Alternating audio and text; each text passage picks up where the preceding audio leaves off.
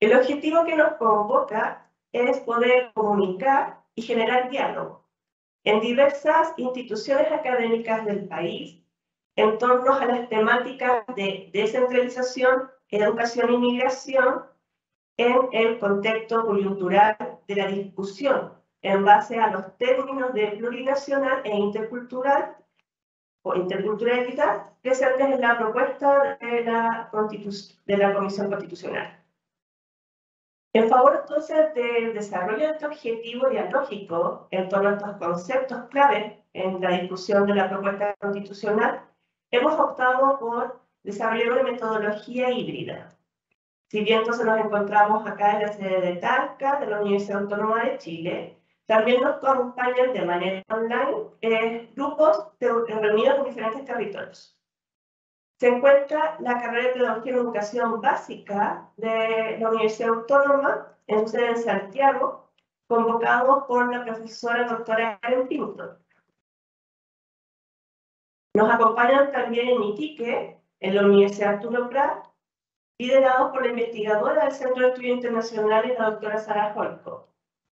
Y en la Universidad de Antofagasta se encuentran reunidos en la Facultad de Educación, convocados por la doctora Sandra Honores. Entonces, la modalidad de presentación corresponderá a presentaciones de 15 minutos para que posteriores a ellas tengamos una instancia de diálogo a partir de las preguntas que surjan del auditorio acá presente acá y también en los diferentes grupos reunidos. La primera exposición corresponde a Cristina Oyarzún Varela. Ella es historiadora, es investigadora y directora del Magíster en Relaciones Internacionales y Estudios Fronterizos del Instituto de Estudios Internacionales de la Universidad Arturo Prat. Su presentación se titula Pueblos originarios y migraciones, interculturalidad y plurinacionalidad en los debates políticos educativos.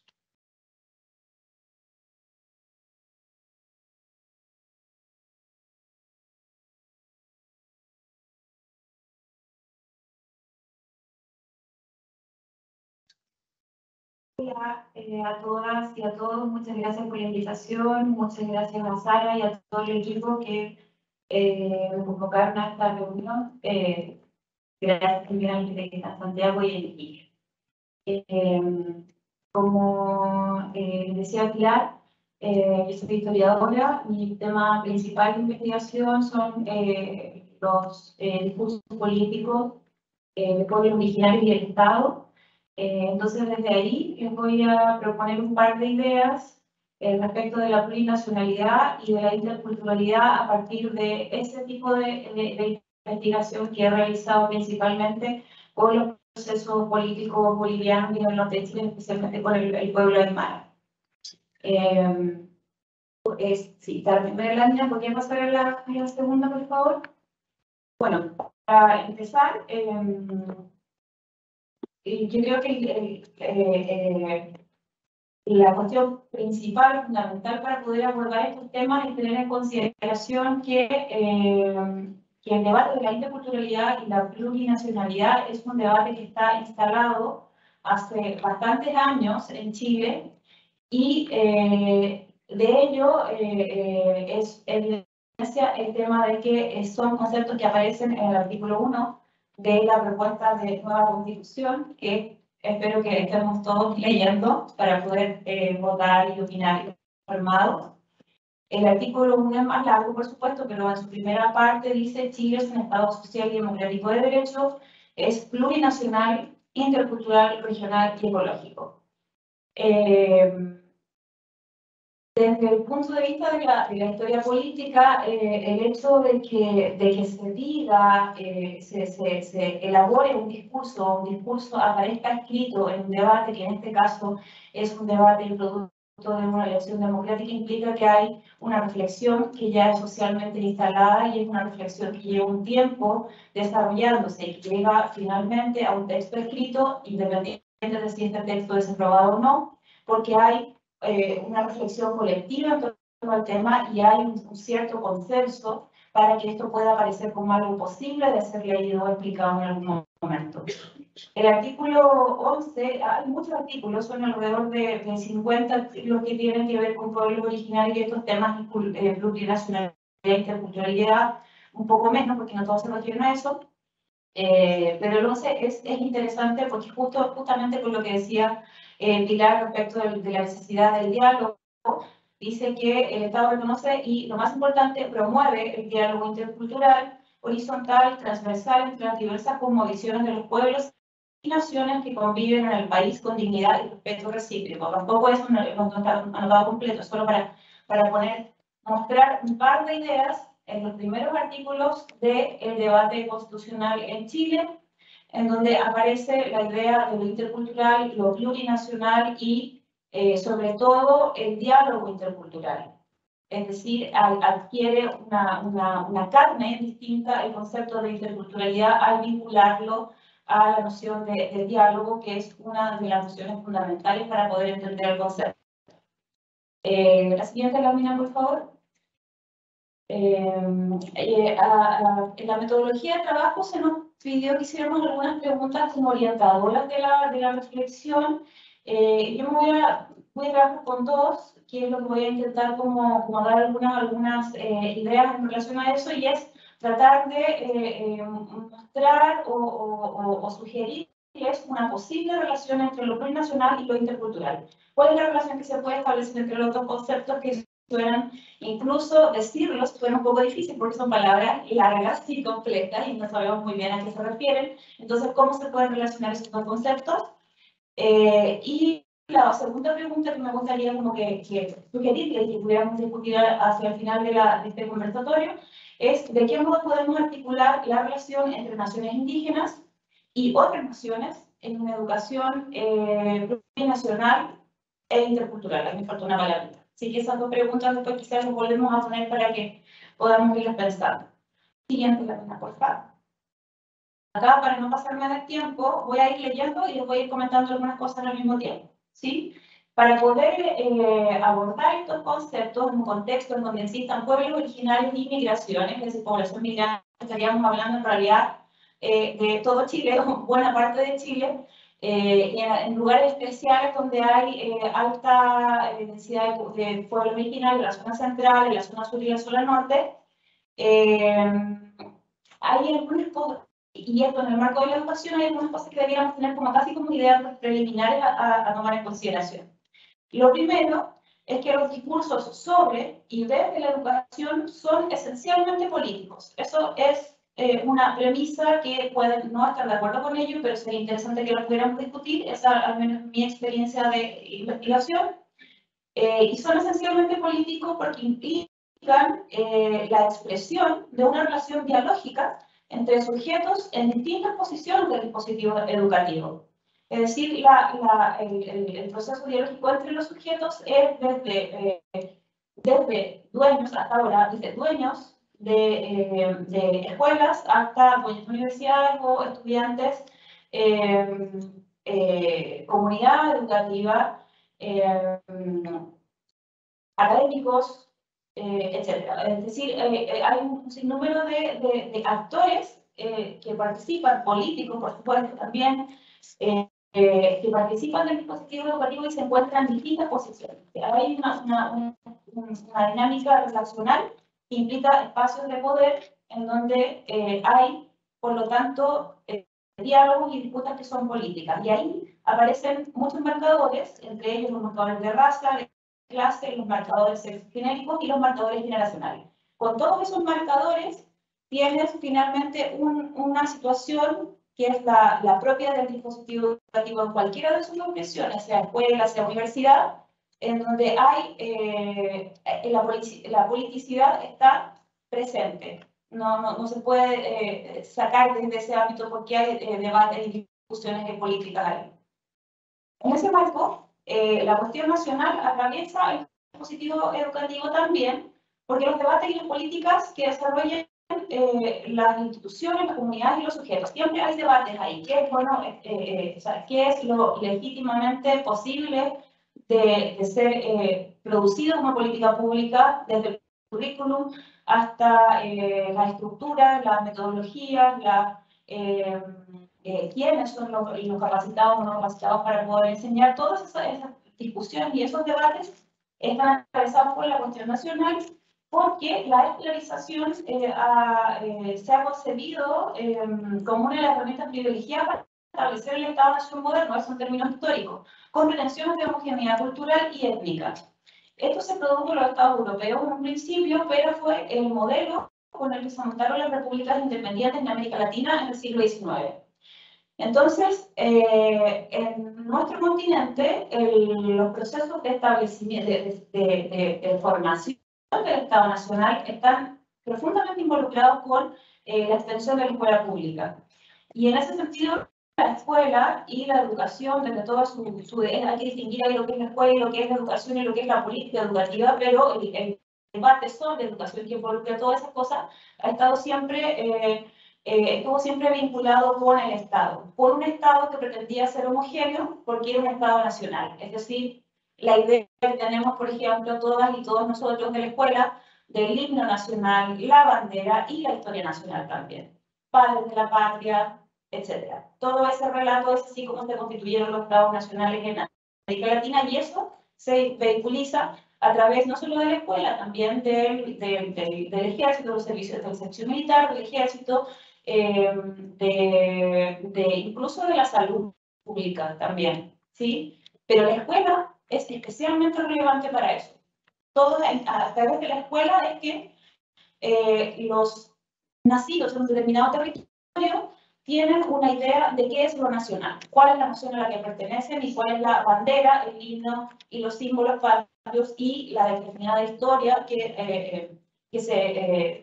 con la que se constituyen, ¿no?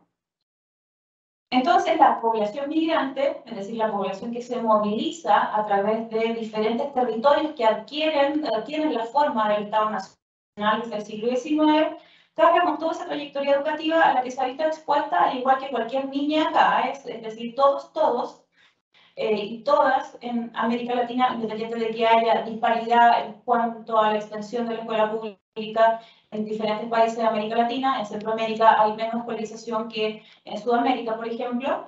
Hemos sido expuestos a esta trayectoria educativa y por lo tanto hemos sido formados por estos procesos de homogeneización cultural y étnica.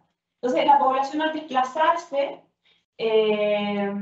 va con esta trayectoria de homogeneidad cultural, étnica, lingüística, y se ve desplazada a otra homogeneidad, donde llega a otro lugar donde existe una homogeneidad distinta, porque no es la misma, aunque sí hay siempre muchos puntos de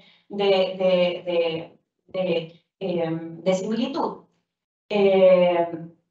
Y entonces esas tensiones sobre el discurso de lo nacional se tensionan y aparecen, se convierten en el suelo para establecer la diferencia cultural. Es cuando notamos que alguien es distinto por el color de la piel o por el acento o por su historia nacional, porque dices, cuando te preguntan de dónde eres y dices nacionalidad, no dices en la calle en la que vives, ni la casa, ni das otro elemento de referencia.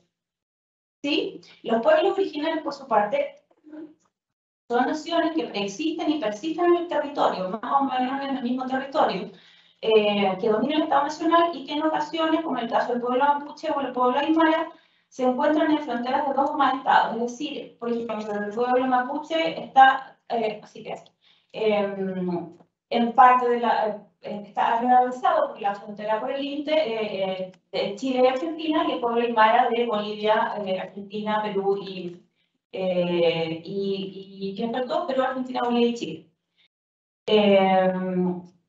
Entonces, por las prácticas de colonización, racialización y en ocasiones el genocidio, los pueblos originarios mantienen tensas relaciones con el Estado Nacional, generando dinámicas de negociación y de disputa. Los pueblos originarios, al igual que las poblaciones migrantes que logran tener un poco de asentamiento cultural con un poco más de estructura, siempre están negociando con el Estado. No hay una absoluta subordinación, pero tampoco hay un absoluto respeto de los derechos humanos, por ejemplo. Entonces, en estas dinámicas de negociación aparecen estos conceptos que se pueden utilizar como llaves para pensar en relaciones interétnicas e interculturales que sean un poco distintas. El concepto de plurinacionalidad, entonces, remite a un debate sobre las naciones, y eso ya lo había dicho, lo de la independencia, me voy a ocurrir un poquito porque estoy justo en el tiempo. Los debates sobre la nación en el siglo XIX, a su vez se vinculan con las nociones de Estado, de nación, con el problema de las culturas, con el problema de las identidades, con el tema de las autonomías territoriales, derechos colectivos, la propiedad, el uso de la tierra, el agua, aire, minerales, incluso con las éticas no hegemónicas. Todas esas cosas aparecen acá, no todas directamente, pero hay reflexiones sobre todos esos temas en la Constitución. Fíjense si es que lo pueden leer todo el tema de autonomía, de derechos colectivos y derechos de propiedad, por ejemplo. Por supuesto, también es muy relevante para el tema de la plurinacionalidad, el tema de cómo se aplica. Esta es delirante. Sí, en América Latina hay dos países, que, en particular Ecuador y Bolivia, que han tenido un amplio desarrollo del concepto, pero que han tenido muchos problemas de aplicabilidad, han sido muy criticados desde el punto de vista del pueblo originario también. Entonces ahí, si queremos entender un poco cómo funciona el concepto, es interesante mirar. El Estado plurinacional, la plurinacionalidad es una cosa y el Estado plurinacional es otra. La plurinacionalidad es una forma de entender la convivencia de naciones en un mismo espacio geográfico, en un mismo territorio. El Estado plurinacional es un Estado que asume y decide que reconocer la existencia de estas múltiples naciones dentro de un Estado unitario. Eso es lo que está establecido en el borrador de la Constitución también. La idea de la plurinacionalidad a través del Estado no siempre es así. La interculturalidad, por su parte, yo lo veo desde el punto de vista más de la interculturalidad crítica, se entiende como una herramienta, es como una herramienta, un proceso en desarrollo que intenta transformar la estructura y la matriz colonial de un poder que es racializado, ¿sí? Las culturas latinoamericanas, las instituciones políticas, las prácticas sociales, están profundamente racializadas. Y la interculturalidad intenta modificar, transformar esas prácticas racializadas para generar una forma distinta de relacionarse con los otros y las otras. Y la última, por favor. Gracias. Entonces, ¿me queda uno? Ya, ahí me pone mucho para eso. Entonces, lo último que quería comentarles es que en espacios donde existe una cultura nacional hegemónica, además de pueblos originarios y población migrante, se requiere un proceso de radicalización del diálogo y la convivencia para producir relaciones interétnicas e interculturales más democráticas. ¿Sí? Esa es como la clave que yo sugeriría para entender este problema, es relaciones interétnicas e interculturales más democráticas. Es en el marco de la convivencia democrática. Hacia eso es lo que tenemos que pensar cuando estamos pensando en esta base, este suelo de diferencia étnica, sexogenérica, lingüística, etc.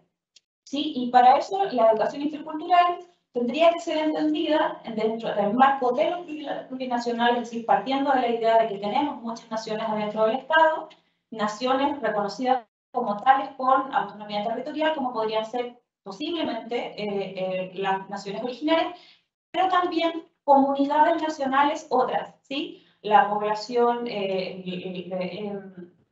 los procesos migratorios últimos, que son principalmente de América Latina, con una cantidad enorme de población, en este caso colombiana, haitiana, venezolana, significa que hay comunidades nacionales con un fuerte arraigo y que están primera generación o segunda generación y en 2 o 3 generaciones más, cuando ustedes estén haciendo clases en los colegios, van a estar trabajando con estudiantes, con niñas y niños que tienen estas trayectorias, esas cargas que les decía de cultura hegemónica y cultura homogénea, que va a estar profundamente tensionada. Entonces, la interculturalidad tiene que ver necesariamente con una reflexión de lo nacional, pero una reflexión de lo nacional que tienda hacia, yo diría, pensar una forma de reconocimiento de la diferencia, pero que sea antinacionalista. Eso lo puedo desarrollar un poquito más porque es una hipótesis un poco más arriesgada,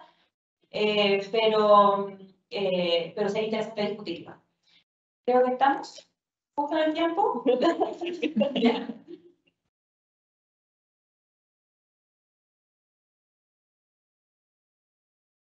Continuamos entonces con la presentación de la profesora Rosa María Daniela Garín Obligado. Ella es de la Universidad de Antofagasta, es profesora de castellano, magíster en educación, docente del Liceo de Hombres Mario Pavón de Silva, a 15.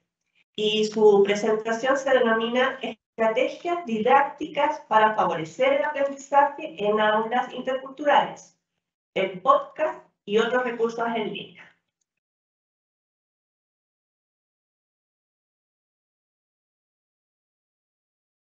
¿No? ¿Sí? Entonces cambiamos, ya. Hola, buenas tardes a todos, a todas.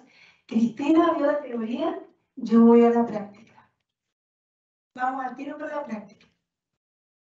Bien, primero quiero dar las gracias a la comisión que organizó este seminario, muy potente por lo demás, un tema que está muy vigente en todo este proceso, ¿cierto? Sobre todo en la segunda región de donde vengo, Antofagasta, ¿ya? Entonces quiero agradecer también a la Universidad de Antofagasta, quienes me han apoyado 100% en este proceso de investigación respecto a las aulas interculturales, ¿ya? Así que parto con mi tema, podcast y otros recursos en línea, pedagogía en aulas interculturales. Quiero contarles un poco quién soy yo. De pronto se nos pone alguien por delante, quién es esta persona, quién es esta señora que viene a hablar. Bien, yo soy profesora de castellano. Soy profesora de castellano, sería hoy día profesora de lenguaje y comunicación. Pero soy profesora de castellano. Yo salí el año 96 de la Universidad de Playa Ancha, llevo alrededor de 26 años más o menos haciendo clases sin parar, créanlo, se puede y es maravilloso. Les comento que un poco de mí, nací en Antofagasta, luego por relación, así que concuerdo, Cristina, con el tema que tú planteabas, también fui un migrante en cierta forma, y voy a Chiloé, ahí están los palafitos de Castro, donde pasé mi infancia, para que lo vean, y luego, cierto, regreso a Antofagasta, donde yo trabajo en el Liceo de Hombres Mario Pavón de Silva, que dice que está ahí con la palmera, lo ven, y bajitos están mis estudiantes, varias generaciones, por ahí ando yo, y bueno, ha sido un proceso maravilloso. El año 2017 salgo, digamos, con este proceso de elección de la red de maestros, y también soy mentora del Mineduc, magíster en educación. Eso sería un poco de mí. Vamos a los estudiantes. Mis estudiantes. El Liceo Mario Pavón de Silva. Miren ese mapa. Tiene, no sé si les llama la atención, hay un 72% de estudiantes inmigrantes, por eso dije, Cristina, que yo hacía la práctica. Estoy 12 años allí. Y si se fijan, el contexto en el que yo trabajo es aula intercultural. Quien llega al liceo tiene que darse cuenta de que es un universo distinto. Y también tenemos, ¿cierto?, por un lado, un liceo insuficiente, cuyo resultado día es bajísimo. Estamos luchando con escuelas arriba. Yo hago clases en tercero medio, cuarto medio, segundo medio, en varios niveles, y trabajamos con estas guías, ¿cierto?, para desarrollar y lograr subir. Luego tenemos ahí estudiantes, ¿cierto?, indocumentados, tenemos una infraestructura deficiente, no hay data en las salas, yo ando con una maleta que creo que la traje hoy día, donde tengo todo, mi internet lo comparto, pero lo importante es trabajar con los chicos y llegar, ¿cierto?, a estas aulas interculturales. Madres, jefas de hogar. Es súper importante, es súper potente ese tema. Cuando tienes un problema con un estudiante colombiano, llamas a la mamá y se acaba el problema. O a la abuelita. Eso lo descubrí en la práctica. La otra diapositiva, bueno, esa niñita, niñita, y también significa, ¿cierto?, los jóvenes, está bastante desnuda, hay unos peleando, más o menos lo que pasa en los recreos, en momentos complejos. La otra diapositiva refleja mi filosofía docente, metodología activo-participativa, el error como fuente de aprendizaje, evaluación para aprender, ¿cierto?, para el aprendizaje, un enfoque dual, un modelaje pedagógico que creo que es fundamental. Y, por supuesto, quiero que se note, digamos, que yo, lo que yo vengo, digamos, a plantear es una profesora en aula. Entonces, ese es mi enfoque. Ya, así que por allá va el tema. Sigo con una pregunta que me hice mucho tiempo. ¿Qué pasa con lo que recién Cristina comentaba, el aula intercultural? ¿Nos entendemos? ¿Decodificamos lo mismo? ¿Qué pasa con nuestros estudiantes cuando entregamos en la clase? Y bueno, aquí en una investigación que estoy desarrollando, pude recoger las voces de mis estudiantes. Por ejemplo, si se fijan las frases, los profesores son como que más calmados, son opiniones de los estudiantes. A ellos les resultaba extraño el lenguaje justamente en esta aula intercultural. Buscamos la solución porque no entendían los términos. La palabra seco les genera una sensación extraña. Pulento. Y ellos dicen, sí, sí, pulento, bacán, sí, sí, pero no entienden. Tuve como un tipo de choque cultural, los jóvenes reconocen, conceptos también como, por ejemplo, no entendía mucho, suponiendo las cosas, resultaba extraño, y la palabra clave, adaptarme. Ellos sienten que tienen que, ellos y ellas, adaptarse.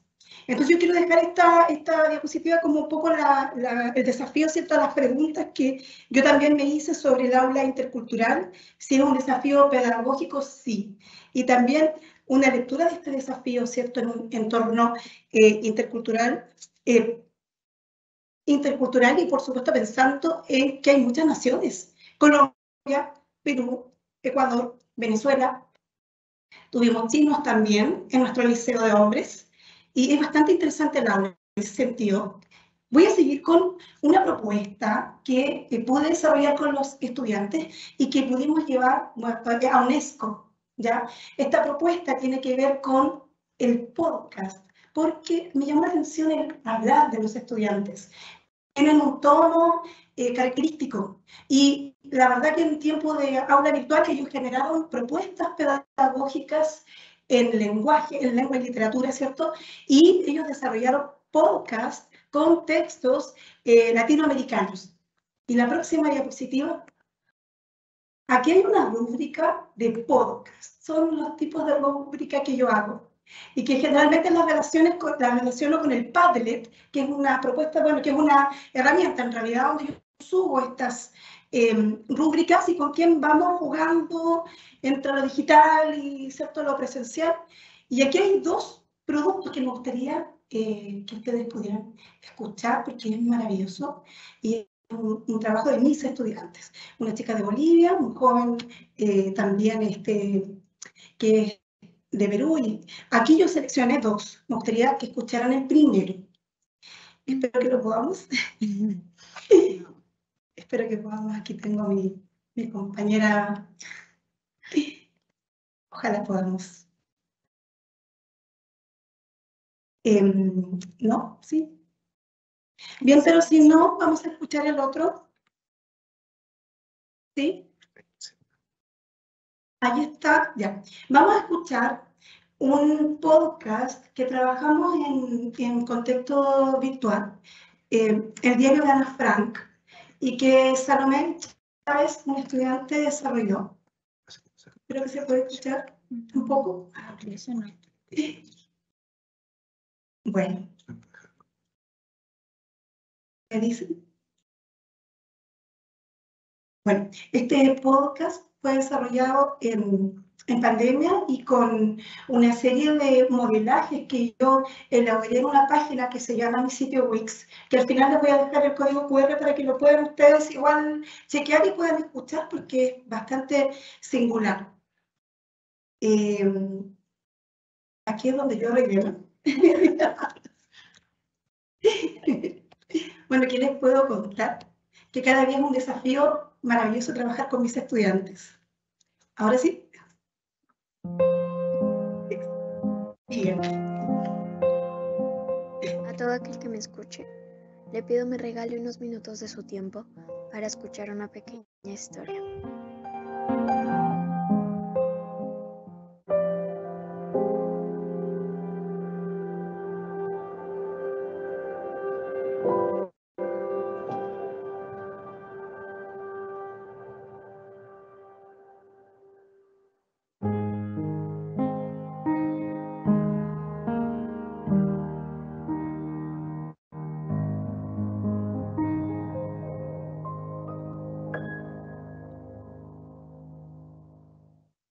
El diario de Ana Frank.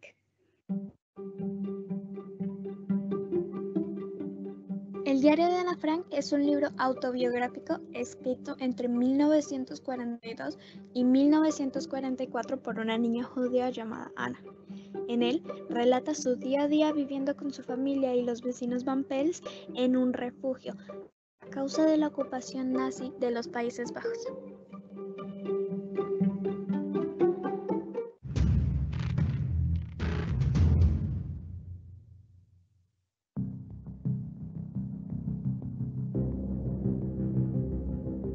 El 30 de enero de 1933, Hitler llega al poder, se convierte en canciller y el partido nazi empieza a tomar fuerza.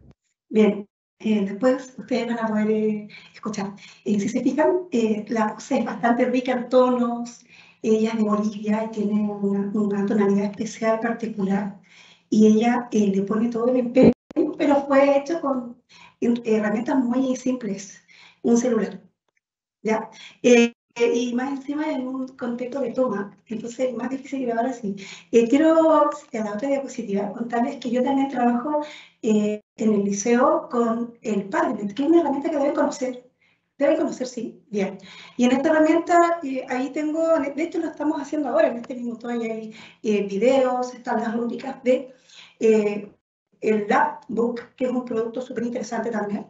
Hay booktuber, hay podcast, hay una serie de otros recursos que están ahí, un cortometraje también. Y me gustaría, la otra, bueno, hay también una lista de cotejos. Me gustaría también, parece que se detuvo la presentación, me gustaría también ver si puedo pasar a la próxima diapositiva para mostrarles. Hay una página que está ahí debajito, que es la página Wix, en donde también tenemos los otros productos que serían los booktubers de los estudiantes de Colombia.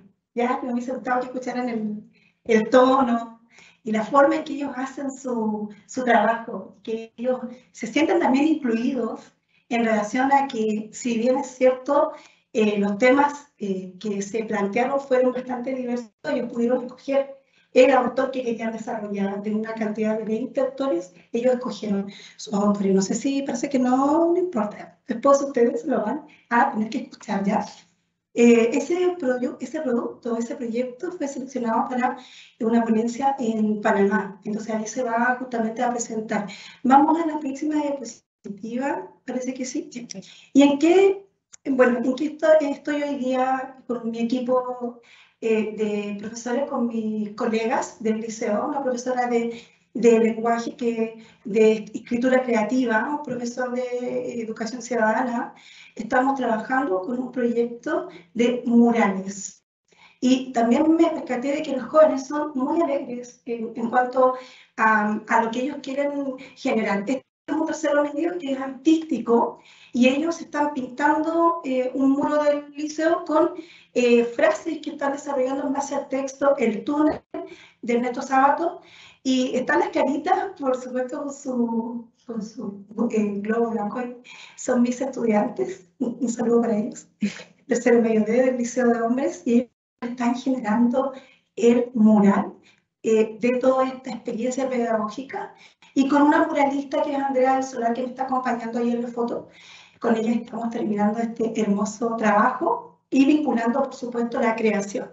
La escritura letrada tiene un proceso singular que involucra que ellos desarrollan estas frases en base, ¿cierto?, al texto en sí, a su análisis literario, visión de mundo, contexto de producción, tendencia literaria, y luego ellos van estableciendo una conversión literaria para poder extraer las frases que con el profesor de historia estamos vinculando con el tema de género, violencia contra la mujer, derechos humanos.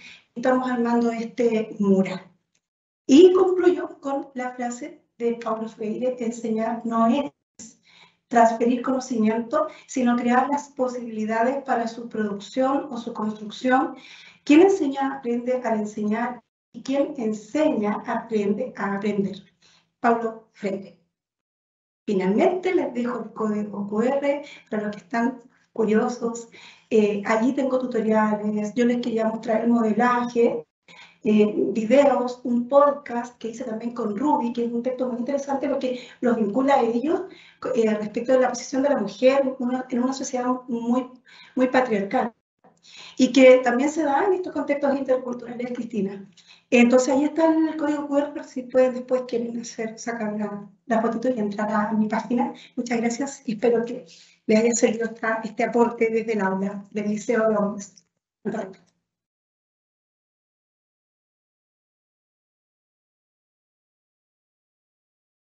Para concluir con la tercera presentación, es de Lorena Céspedes Fernández. Ella es física y profesora de física de la Universidad de Chile y es convencional constituyente del Distrito 23. Lorena se encuentra online, así que vamos a conectarnos con ella. Les recordamos, por favor, que tenemos los 15 minutos para que posteriormente tengamos los espacios de diálogo. Ahí está. Hola a todos, ¿me escuchan bien? ¿Sí? Ya, bueno, primero agradecer esta invitación. La verdad es que hablar de educación y de hablar algunos elementos como la interculturalidad y otros sobre educación, por lo menos para mí es una pasión, y especialmente porque fui parte de un proceso tan histórico como fue la Convención Constitucional, que nos permitió estar varios meses discutiendo sobre muchos elementos que de hecho ya mencionó la primera expositora, de cómo vivimos en un país que no es homogéneo, que es muy diverso y que por lo tanto permite que podamos reconocernos en esta diversidad y buscar los elementos propios para poder vivir mejor y en el caso de la educación, incluir ese elemento de la educación en nuestro país y en nuestras políticas públicas en educación. Entonces, voy a compartir una presentación.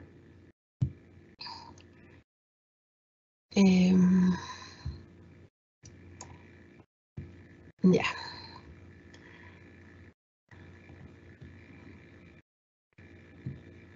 No, no es ese. Denme un segundo.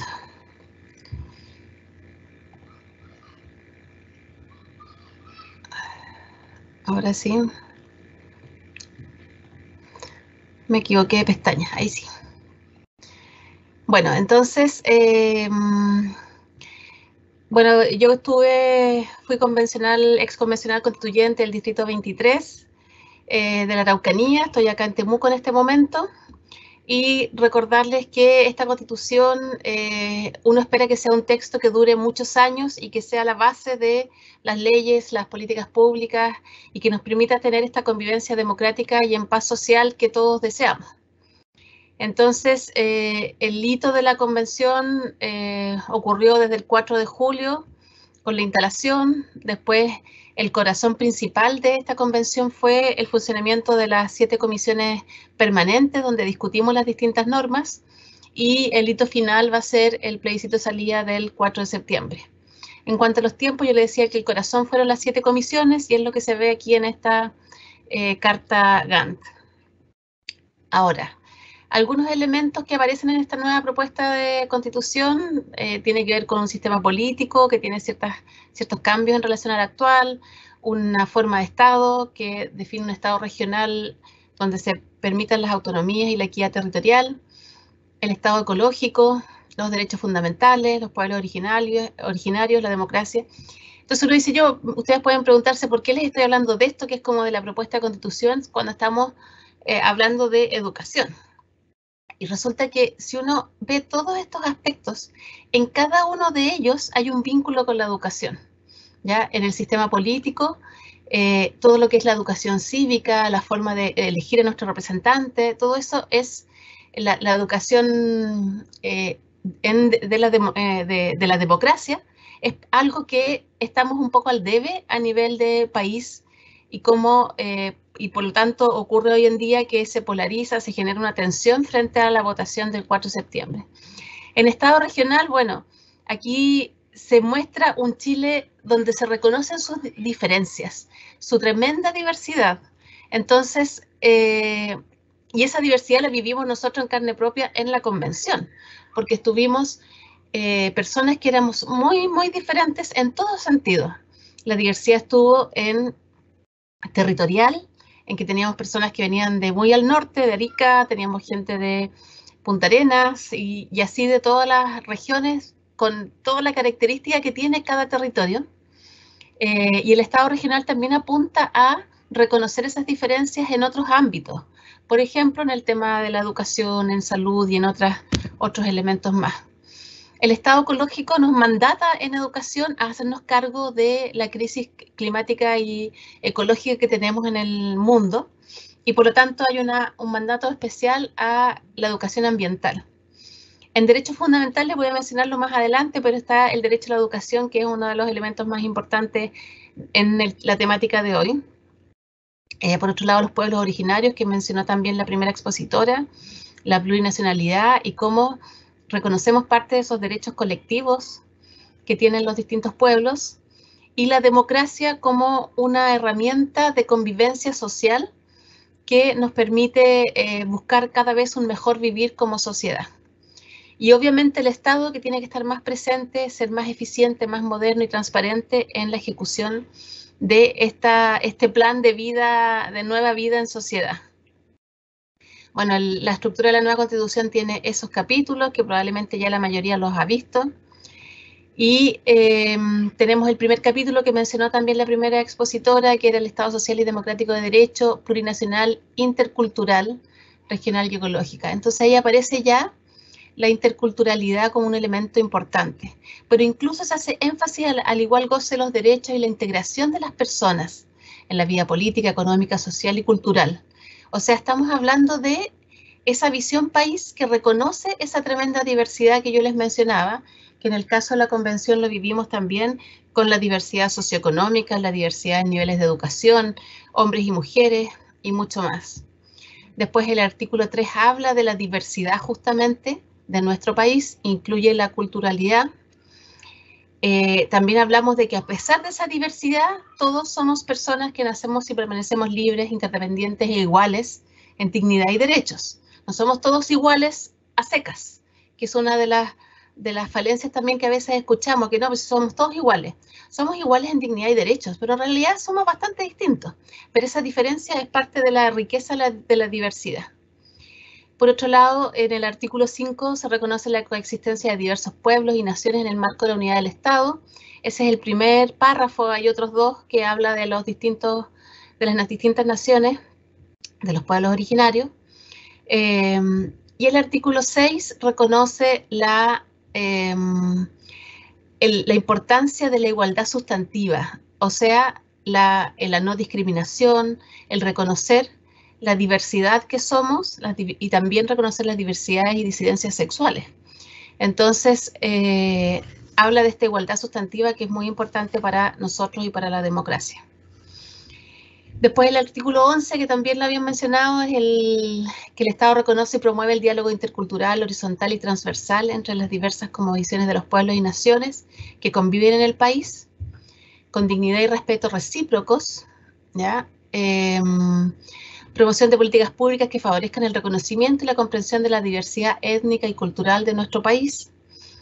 Y, por ejemplo, el artículo 12 ya hace una bajada más concreta, que es el reconocer el estado de plurilingüe, donde se reconoce el idioma oficial del castellano, pero se menciona los idiomas indígenas y se les reconoce y se promueve su conocimiento, revitalización, valoración y respeto, porque ya se habló de esa integración que se produjo, o esa asimilación que se trató de realizar con todos los pueblos a lo largo de Chile, homogeneizando quiénes somos, pero en realidad vivimos en una diversidad que acá se está planteando también desde la existencia y la convivencia con las distintas naciones originarias, pero también, como ya también se ha mencionado, es con la diversidad de migrantes que tenemos en el territorio.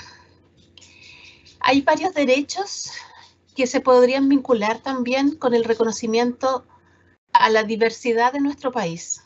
Los derechos de niñas, niños y adolescentes, el derecho a una vida libre de violencia de género, de personas con discapacidad, de personas mayores, derecho al cuidado, a los cuidadores y el autocuidado, el derecho a la identidad, y a la identidad e integridad cultural de los distintos pueblos. O sea, hay una visión de reconocimiento de esta diversidad. Yo quería mostrar también estas dos diapositivas que son de Educación 2020, que muestran esa creciente intolerancia, pero para mí todavía es un poco sorprendente la cantidad de personas que toleran las diferencias y las inequidades que tiene nuestro país y que hablan de una diversidad y una división que no apunta a esa unión de los distintos grupos sociales. En este gráfico se muestra cuán en desacuerdo estaban las personas respecto a la frase «es justo que aquellos que puedan pagar más tengan acceso a una mejor salud, educación para sus hijos». Y vemos que el año 2000 casi el 50% de las personas creía que sí era justo que quienes puedan pagar más tengan acceso a una mejor salud y educación. Y el 2016 baja a un 32% que está de acuerdo con eso, ¿ya? En el caso de la salud y en el caso de la educación es más o menos parecido. Y vemos que además hay una tremenda intolerancia frente a las brechas relacionadas con salud, educación en especial, que es nuestro tema, y de trato, ¿ya? Entonces aquí estos cerritos que están acá muestran el porcentaje de respuestas que eran 9 y 10, o sea que les molesta mucho las situaciones descritas abajo. Entonces, por ejemplo, que algunas personas puedan accedan a mucho mejor educación que otras, vemos que hay un 67% que le molesta mucho, ¿ya? Que a algunas personas se les trate con mucho más respeto y dignidad que a otras, y aquí estamos hablando de la discriminación que se produce a todo nivel, o que tengan mayores o menores oportunidades, vemos que también son altos porcentajes, ¿ya? Entonces, vemos que hay una brecha de inequidad y hay una intolerancia a eso. Entonces, en estos 5 minutos que me quedan, respecto a la educación también tiene un sello vinculado con es bien especial la norma de educación porque tiene, por un lado, se amplía la posibilidad de que exista una diversidad, se habla de pluralismo y otros elementos, pero por otro lado también se produce una unificación del sistema que hoy está muy fragmentado. Entonces, especialmente a nivel escolar. En vez de poner la norma, puse como estos mapas conceptuales que son un poquito más fáciles de leer.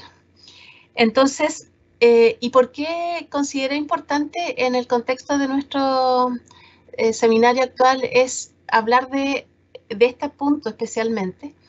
Y es porque desde la propuesta de nueva Constitución estamos buscando dar un giro respecto a los fines de la educación. En el caso de los fines, vemos que tiene dos dimensiones, una dimensión social colectiva y una dimensión más individual. En la Constitución actual, la Constitución del 80, tiene solamente la dimensión individual, que es el desarrollo de la persona, ¿ya? Pero ahora el desarrollo individual se amplía, un desarrollo integral, adquisición de conocimientos, pensamiento crítico, dimensión cognitivo, físico, social y emocional.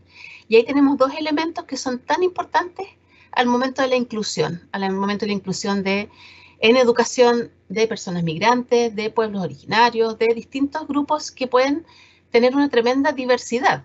De hecho, ocurre en regiones que es mucho más fácil que niños de distintos grupos, por ejemplo, socioeconómicos, se junten en un jardín infantil, que es lo que ocurre en la región metropolitana, donde está muy segmentada la sociedad. Bueno, y en la dimensión social y colectiva vemos distintos elementos que apuntan justamente a este buen vivir desde la diversidad. El ejercicio de los derechos fundamentales, la actividad científica, tecnológica, económica y cultural, el bien común, la justicia social, el respeto de los derechos humanos, conciencia ecológica, convivencia democrática, prevención de violencia y discriminación. Y todos estos fines se enmarcan en principios de cooperación, de no discriminación, inclusión, justicia, participación, solidaridad, y destaqué interculturalidad, pluralismo, ¿ya? Porque esos apuntan a que estamos buscando una educación que sea más diversa y que responda a la diversidad, ¿ya? Y de hecho aparece también el sello de que tiene que tener esta educación pertinencia territorial, cultural y lingüística, ¿ya? O sea, no estamos hablando de una educación única y pareja y igual para todos, sino que también con una cierta pertinencia territorial. Esa pertinencia territorial se observa en muchos detalles que probablemente todos los que hemos hecho clases lo sabemos, respecto a cómo se enfrentan ciertas metodologías, al bagaje cultural que tienen los estudiantes, y todo eso se puede ir complementando con el currículum que tengamos. Bueno, se fortalece, como decía, el unir un poco el sistema a través del Sistema Nacional de Educación, que vincula todos los niveles, desde la educación inicial hasta la educación superior, y donde se enfatiza la sin discriminación de acceso y que se tiene que regular, coordinar este sistema completo, también basado en el principio de la colaboración. ¿Ya? Creo que hemos vivido a veces en realidades estructurales, institucionales, de muy poca colaboración. ¿Cuántas veces uno dice, oye, pero desde, no sé, desde la Dideco del municipio están diciendo una cosa, pero en este otro lado están diciendo otra, y se cruzan las cosas porque no hay mucha colaboración, incluso dentro de las mismas organizaciones. Se fortalece también la educación pública, que se entiende en esta norma como la educación estatal, a través de las escuelas o colegios, universidades, jardines estatales, y la idea es convertirlo en un eje estratégico y fortalecerlo, porque se ha visto bastante mermada a lo largo de los años. Bueno, se habla también de la libertad de enseñanza, que eso ya es como otro tema, pero tiene que ver con qué es lo que significa esa libertad de enseñanza, que es la libertad de padres o tutores de elegir la educación de quienes tienen a su cargo, la libertad de cátedra y el derecho de crear o gestionar proyectos educativos, que no quedó explícito, pero se entiende dentro de la norma. Y aquí también es interesante ver que hay que respetar el interés superior y la autonomía progresiva de niños, niñas y adolescentes, que desde la diversidad también tienen mucho que, esto me lo voy a saltar, tienen mucho que decir. Y aquí el artículo 42 habla de la participación en las comunidades educativas, y vemos que se hace un énfasis en la participación al interior de los establecimientos, de los distintos actores de la comunidad, y esos distintos actores, como en muchas escuelas o en muchas instituciones tenemos esta diversidad, la idea es que esa diversidad aporte a los proyectos educativos, y también a nivel de políticas educacionales locales y nacionales. Recién escuchando a la profesora anterior, yo decía, qué importante es que desde, por ejemplo, las políticas en la región donde trabaja, puedan tener el sello de la consideración cultural que se tiene a nivel educativo, entonces que también sea parte de la política local en educación, no que sea algo mandatado solamente desde el gobierno central, y por lo tanto la descentralización también es sumamente importante en estos temas. Bueno, está la norma de reconocimiento al rol docente, que no me voy a extender, pero para los profesores es muy importante. Y algo sobre el financiamiento, que en una norma transitoria se habla de la regulación del financiamiento para las instituciones estatales y también para las privadas que reciban financiamiento del Estado.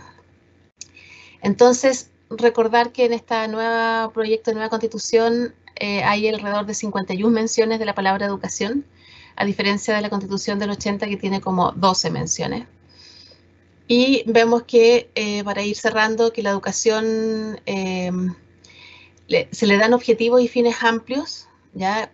Buscando una educación de calidad integral, ¿ya? Mucho más ambiciosa en cuanto al derecho a la educación, que resguarda la universalidad, la gratuidad, la inclusión y la permanencia a lo largo de la vida.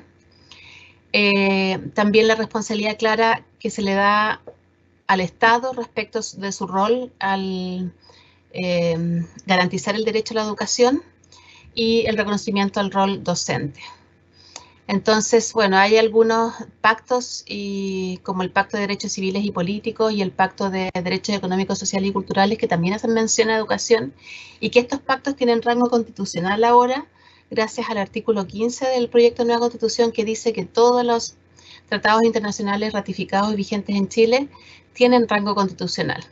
Entonces, por ejemplo, en este de acá habla de La educación debe capacitar a todas las personas para participar efectivamente en una sociedad libre, favorecer la comprensión, la tolerancia y la amistad entre todas las naciones y entre todos los grupos raciales, étnicos o religiosos, y promover las actividades de las Naciones Unidas en pro del mantenimiento de la paz. ¿Ya? Entonces, y aquí básicamente lo que uno busca con esta nueva proyecto de nueva constitución es poner en la balanza sobre este estado que llamamos más bien subsidiario versus un estado que llamamos más bien social. Entonces, y bueno, eso era lo que quería presentarles de la propuesta. Creo que ahí dejé compartir, me parece. Me pasé unos minutos, así es que agradecerles más que nada desde mi experiencia en la Convención Constitucional y del todo el corazón, la cabeza y todo lo que le pusimos en especial la norma de educación y a todas las otras normas transversales que hablan de la inclusión, que me parecía importante hacer este énfasis en este momento de nuestra historia. Gracias. Muchas gracias. Agradecemos las 3 presentaciones y ahora para iniciar la etapa de diálogo quisiera explicarles un poco la dinámica. Primero, les preguntamos a los presentes acá en Talca si tienen preguntas. No va a estar la circunstancia o el momento para las intervenciones, sino que solamente preguntas que pueden ser dirigidas a una o a todas las exponentes. Y asimismo, en cada territorio, entonces, en Santiago, en Iquique, en Antofagasta, están también en este momento reuniendo las preguntas que tengan que hacer. Pero dentro de la organización del seminario, recordando también que este segundo seminario continúa el que se realizó el primer año, tiene la voluntad de continuar con un diálogo a través de instancias que permitan ser más fructíferos este diálogo. Por lo que hemos pensado en convocar a un taller que pueda ser en modalidad online. Para eso también hemos pedido sus correos como para poder invitarlos y en esa instancia ya de mayor intimidad y también de mayor libertad de horario podamos discutir y conversar sobre estas temáticas. Porque si bien se apruebe o no se apruebe la propuesta constitucional, los temas de la diversidad, de la plurinacionalidad, son realidades que, independiente del discurso que emerjan o se acepten o se plasmen en la Constitución, es algo que se vive. Y ya también el hecho de que tengamos una educación homogeneizante no es una opinión, lo evidencian las investigaciones, y la necesidad de abarcar y de reconocer toda la diversidad y promover una educación intercultural que abarca más allá de los pueblos indígenas, sino que las diferencias culturales que implican diferencias etarias, de clase social, de género, de nacionalidad, de religiones, de posturas políticas, todo eso implica cultura y implica diversidad. La necesidad de tener una educación intercultural ya ha sido planteada por la UNESCO desde 1995, ya es un tema y se ha llamado también todas las universidades están en posición o con el interés de ir desarrollando la interculturalidad como una competencia para todos los egresados. Y sobre todo, entonces, considerando el sistema educativo como el sistema de socialización que proyecta la visión país que queremos tener y también las competencias que generamos y promovemos en la ciudadanía, es algo que como futuros docentes, como docentes, también como formadores de profesores, es algo que tenemos que tener presente, independiente de lo que ocurra con la propuesta constitucional. Ahora los invito a nuestro auditorio en Talca, las consultas que puedan realizarlas y luego pasamos a escuchar las preguntas de los otros territorios. Una pregunta, pero no sé si es que van a hacer respuestas ahora. No, reunimos todas las preguntas y después damos el espacio. ¿Cómo el nuevo discurso que está instalado y que sea con apruebo sin apruebo? ¿Cómo va a impactar la formación de los profesores que estamos preparando para Chile? ¿Cuál es esa competencia concreta que haría diferente a un estudiante que se vuelve profesor y que integra la noción de interculturalidad o de plurinacionalidad? ¿Cuál sería esa habilidad que tendría que tener? Porque pareciera que tiene que ver con algo que va más allá de la... Muchas gracias. ¿Tu consulta? Yo también tengo una consulta. Bueno, en Chile, ella partir felicitando a la profesora como por su proyecto innovador que puede como comentar a la profesora Roth por su proyecto que es súper innovador dentro del área y sobre todo para los jóvenes que pueden tener un buen impacto. Y tomando también de lo que acaba de decir la profesora, ¿cómo nos puede impactar a nosotros también como función docente a la hora de desempeñarnos dentro del aula, perdón, y considerando las distintas naciones, religiones e incluso idiomas que nos vamos a encontrar dentro de los estudiantes? Y aquí dentro de la malla que nosotros nos desempeñamos, la parte idiomática ha sido dejada de lado y eso nos dificulta quizás a la hora de quizás comunicarnos con nuestros estudiantes. Muchas gracias. ¿Alguna otra consulta, Cantalca? Puede ser en general para alguno específico, una de las ponentes.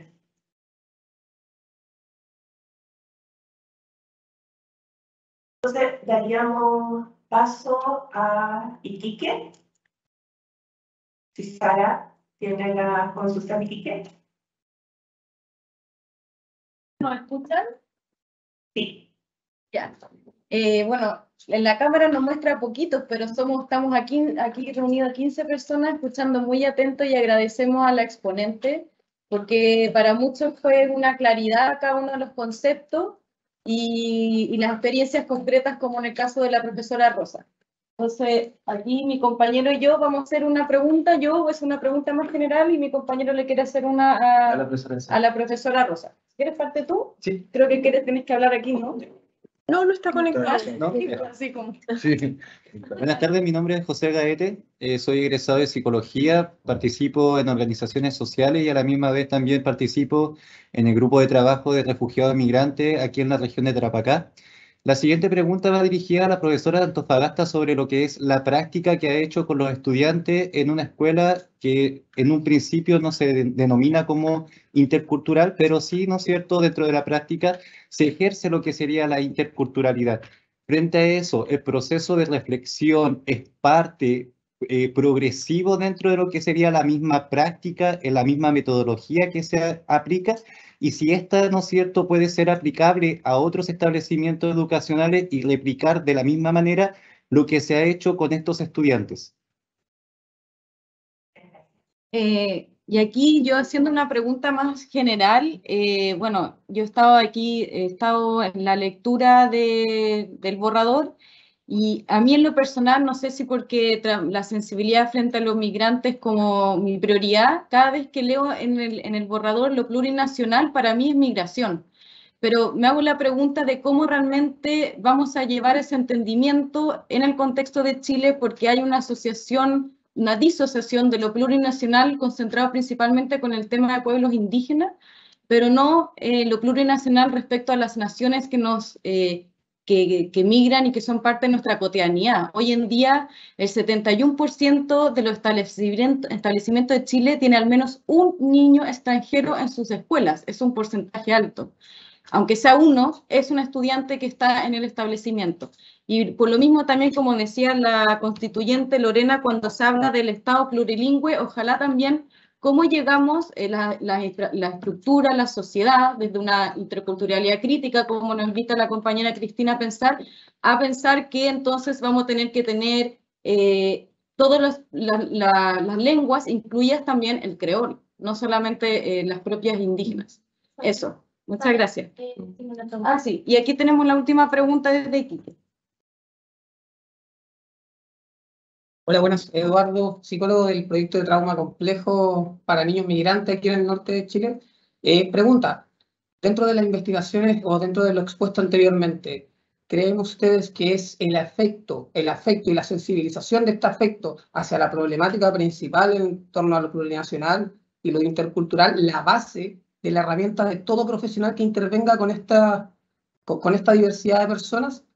¿Por qué lo digo? Por temáticas de apego. Es una persona que recibe afecto o atención o cariño, una persona que identifica afectos de manera correcta y eso va a poder proyectarlo como una persona a la cual acoja de manera correcta estas necesidades. No sé si me doy a entender. Por eso no sé si a través de las conclusiones que ustedes han llegado, como las conclusiones que hemos llegado nosotros aquí en el norte, a través de las intervenciones que hacemos, que es el afecto la herramienta principal para cualquier profesional que intervenga con la población plurinacional e intercultural o migrante, ¿ya? Entonces, esa es mi pregunta, si pudieron llegar a esa conclusión. Porque se puede repetir en todos lados el afecto, la atención, la capacitación. Entonces, no sé si encontraron lo mismo allá. Esa es mi duda. Perfecto, muchas gracias. ¿Estamos listos con Iquique? Invitamos a Antofagasta. Hola, buenas tardes. Primero que todo, felicitar a las exponentes. Son temas muy importantes, sobre todo en este presente, ¿cierto?, de Chile, y más especial aún cuando se convocan distintos territorios. Aquí tengo algunas preguntas. Nosotros estamos más con las personas aquí en Antofagasta conectados de forma remota, y tenemos algunas preguntas que anotamos. Yo creo que por el tiempo voy a decir dos. Una es, desde la mirada de ustedes, ¿de qué adolece la formación inicial docente para que los profesionales de la educación puedan desempeñarse en entornos interculturales? Esa es una. Y la otra sería que ustedes hablan de distintos, ¿cierto?, expusieron de distintos ámbitos acerca de los temas que estamos tratando hoy día, y es qué factores comunes encuentran ustedes que pudiéramos unir, ¿cierto? Porque ha pasado que a nivel, por ejemplo, curricular, se entiende de cómo se tiene que trabajar, ¿cierto?, en la sala de clase, pero esto no llega a aterrizar, por los cambios de gobierno y todo lo demás, no llega a aterrizar en distintos niveles de concreción, por ejemplo, en la sala de clase. ¿Cómo ahora se podría hacer para que desde, ¿cierto?, la Constitución se pueda aterrizar y esto sea más dialogante y sea más rápido en aterrizar en las salas de clase? Esas son las dos preguntas. Muchas gracias. Muchas gracias.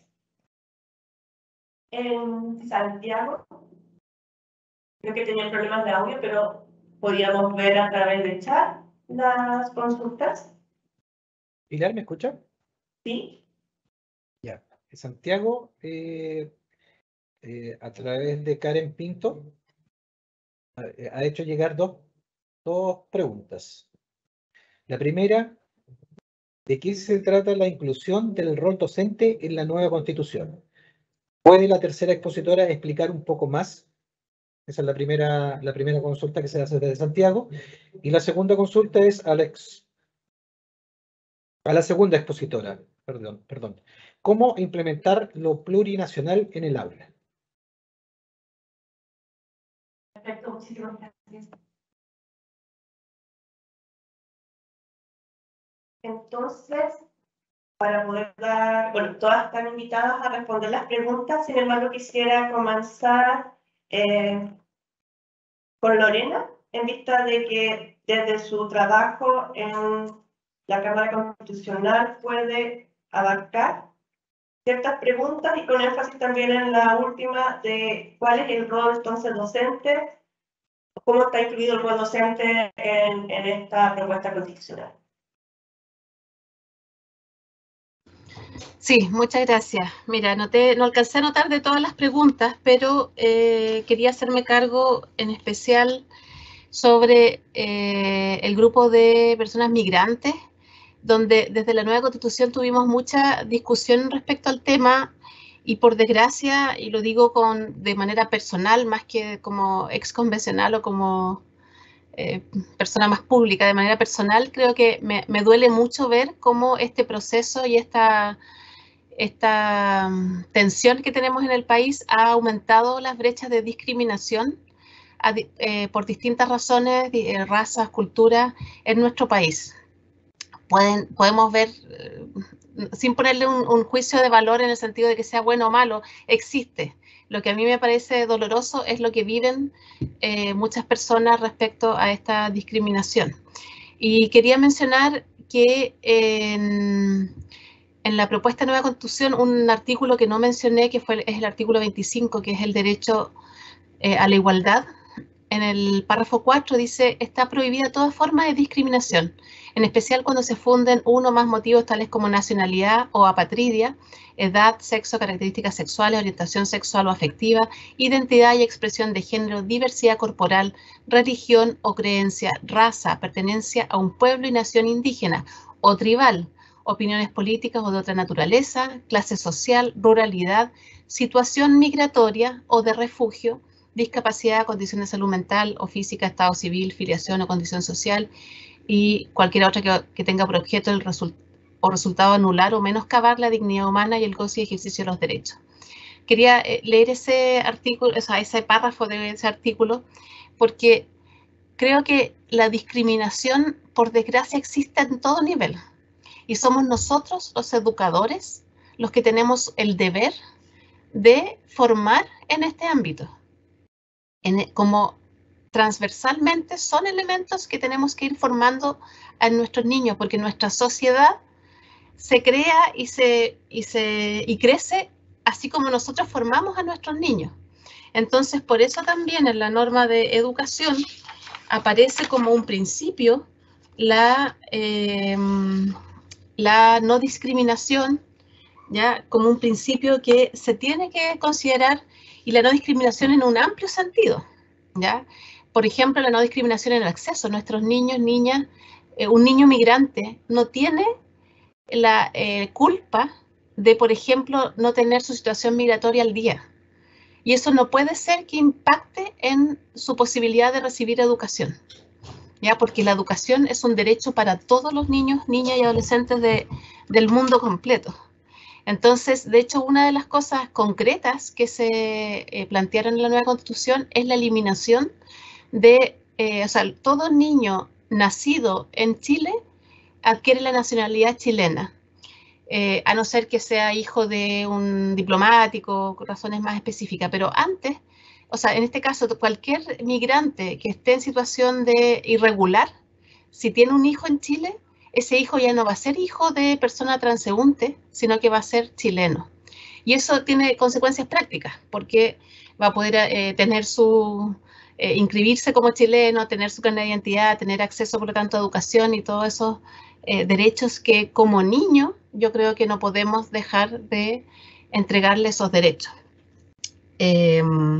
O sea, eliminamos lo que era la apatridia, que era éramos uno de los pocos países del mundo que tenía muchas personas, muchos niños en situación de apatridia, de no tener patria y por lo tanto no tener acceso a la institucionalidad que le puede dar el país, como la educación, que considero que es esencial.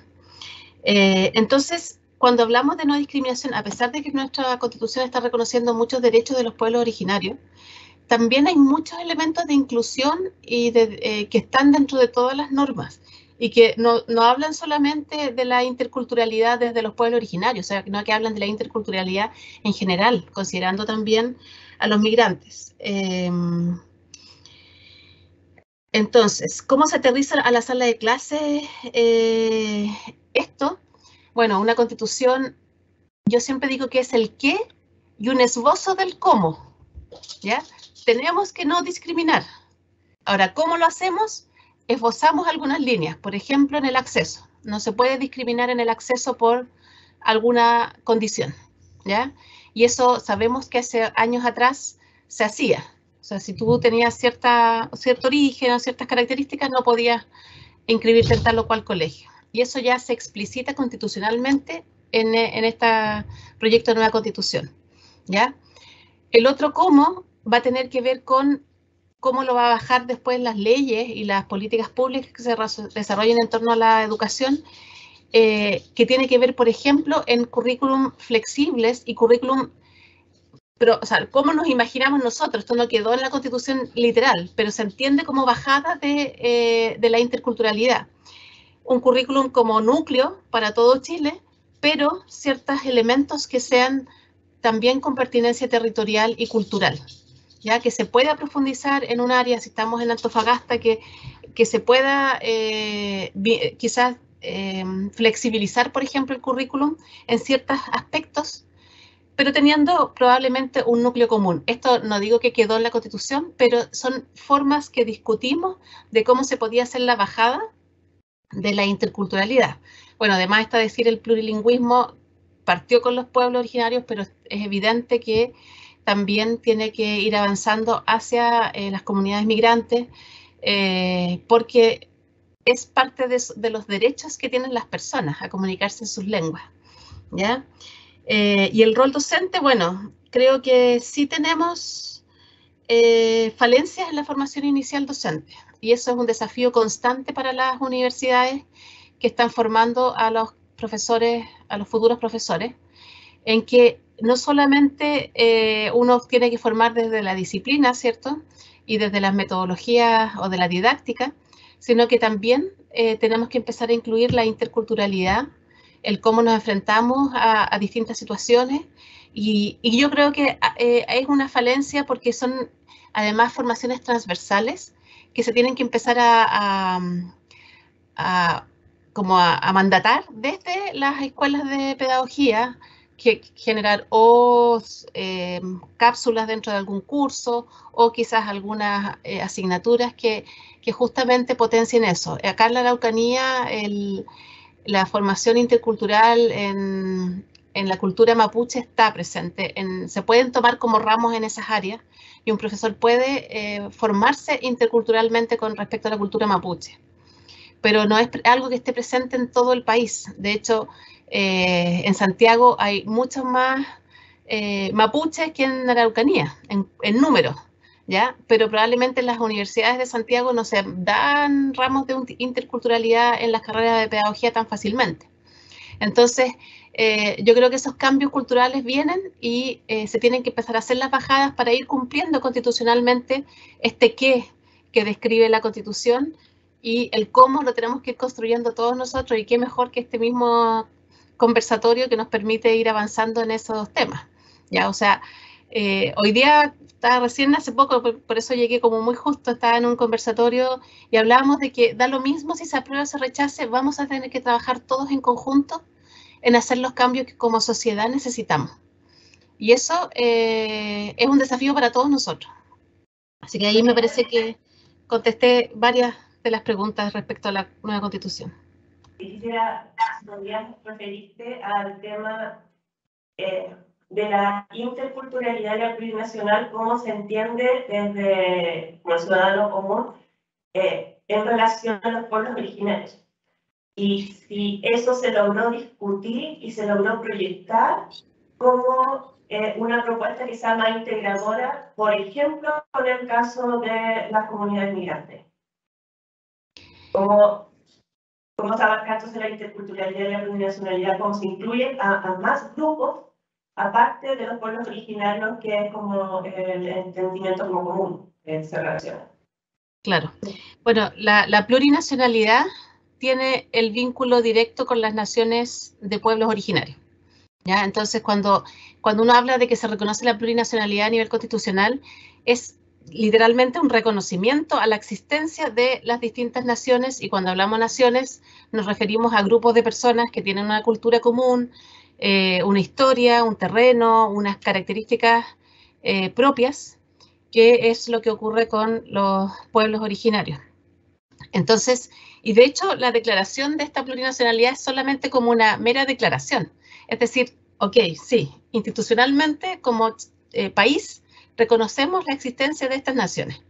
Ahora, esa plurinacionalidad termina bajando en la práctica en algunas normas a lo largo del texto constitucional que hacen referencia a algunos de los derechos de los pueblos originarios, ¿ya? Entonces, podemos hablar del derecho a ciertas tierras, el derecho a las autonomías territoriales indígenas, o el derecho a la justicia indígena, y otros elementos que probablemente la mayoría ha escuchado estos días, pero que la mayoría de ellos se esbozó la idea, pero quedó a rango legal el marco de aplicación, ¿ya? ¿Qué significa eso? Que el Congreso tiene que hacer una ley que diga cómo va a ser, ¿ya? Entonces, por eso es que en cierta medida estás meramente como declarativo, y porque creemos que además es el primer paso para el fortalecimiento de la relación entre los pueblos y el Estado de Chile.